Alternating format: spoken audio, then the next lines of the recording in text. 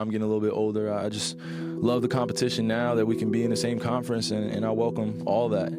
Get to see him a little bit more, probably playing against Phoenix a lot more, and that's what I'm looking forward to. Everything else in between, I just am glad that he got out of there. On February 6th of this year, the Dallas Mavericks made probably the most blockbuster trade of this NBA season, trading for Kyrie Irving. Now, they did have to give up quite a hefty price to get Kyrie Irving, but considering he is probably a top 6 point guard in the league right now, that was not surprising to me. The Mavs did have to give up Dorian Finney-Smith and Spencer Dinwiddie, both great role players for the team who had been playing there for a while, and they had to give up a ton of picks, which is expected for a guy like Kyrie Irving. Then, after the Nets traded Kyrie to the Mavericks on February 6th, just a few days later, they traded Kevin Durant to the Phoenix Suns and decided to just blow it all up. As for the Dallas Mavericks, Kyrie Irving has been playing outstanding lately. He has put up great numbers for the Dallas Mavericks so far, and in his debut, he put up 24 points against the Los Angeles Clippers. Now, in his second game, they cruised to an easy win against the Sacramento Kings, and this is all without Luka Doncic playing. Now, once he played his third game again against the Sacramento Kings, because it was a doubleheader in Sacramento, and the NBA is trying to cut down on travel this year because of the money. Then Luka Doncic first played with Kyrie Irving for the first time in their debut together, and they lost. Kyrie Irving was going crazy near the end of the game. He was getting buckets for the Dallas Mavericks. Then Luka decided to shoot the game-tying shot. He missed it, even though Kyrie was the one who was going off, when in reality, Luka might have wanted to pass the ball to Kyrie. I don't know if he got the memo that Kyrie was the one who was knocking down all the shots, but that ended up not materializing. They lose the game versus the Kings. Then in Kyrie's home debut, with Luka playing again against the Minnesota Timberwolves, Kyrie Irving had another outstanding performance, and so did Luka. They were both playing really well up until the end when they could not get a shot off against the Minnesota Timberwolves defense, which they were trying to get a shot up. They almost got a shot clock violation, but it didn't matter anyway because Kyrie Irving had to throw the ball away, and that pass became a turnover. Now, of course, the NBA fans have to start overreacting, saying that Luka and Kyrie don't play well together and they don't have good chemistry. I think at the end of the day, the problem the Mavericks have right now with Luka and Kyrie is just finishing tight games. And to be fair, that Sacramento Kings team is surprisingly one of the best teams in the Western Conference now. And playing the Minnesota Timberwolves, that team is not the best team in the West, but they are stacked with some stars in Anthony Edwards and Karl Anthony Towns and Rudy Gobert, and they got a little bit lucky versus the Dallas Mavericks. So I think they just need to play better in the clutch, and now that they've played a few games together, I think their chemistry is going to get a lot better.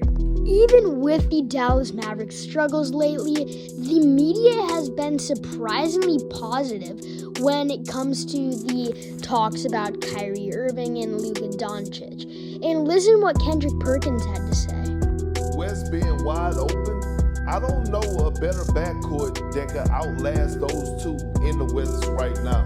So if they could just get some production in the interior, Christian Woods, maybe JaVale McGee have an impact, I don't see anybody really stopping those two guys, Luka and Kyrie in particular. And I agree with Kendrick Perkins. When you take a superstar level guy like Luka Doncic, who, by the way, the Dallas Mavericks did an amazing job scouting his talent and drafting in the 2018 NBA draft, with the 3rd overall pick. Well, they traded for him on draft night, but I digress. The point is, when you take a guy like Luka Doncic and then add Kyrie Irving into the mix on a team like the Dallas Mavericks, who, I mean, were a good team before, but didn't have that star power Luka needed. I mean, they had Christian Wood and Spencer Dinwiddie, who they did have to give up for Kyrie Irving. But I think this makes it all worth it. And like some of the analysts are saying, I think that this Dallas Mavericks team can really compete with any team in the Western Conference right now. If you look at the Phoenix Suns or the Denver Nuggets or the Memphis Grizzlies, shout out to Josh saying I'm fine in the West. I think they can beat any one of those teams with the front court of JaVale McGee and Christian Wood to help their backcourt. They still have some amazing role players.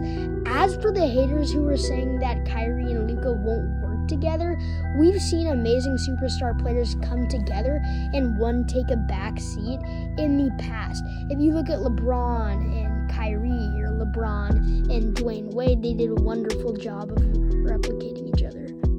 With the Mavericks so far this year, Kyrie is averaging some eye-popping stats. When you look at his points per game, he's putting up 28.3 points a game, 7 assists a game, and 4.8 rebounds a game. All stats that show he's one of the best point guards in the league. Now, what's interesting with this Dallas Mavericks team is that Luka Doncic and Kyrie Irving are both point guards. So they're still figuring out who's going to bring the ball up, who's going to dribble down the court.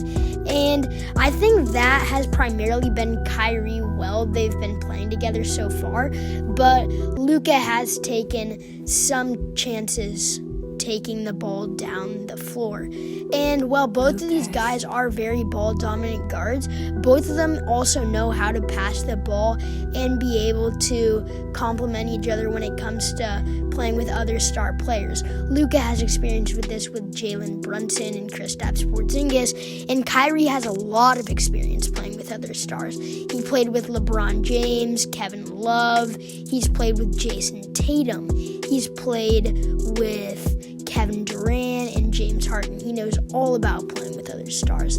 So I think he will play well with the Dallas Mavericks. And I think there's going to be less issues in the locker room with Kyrie on the Dallas Mavericks just because it's a fresh start and he was the one who requested the trade.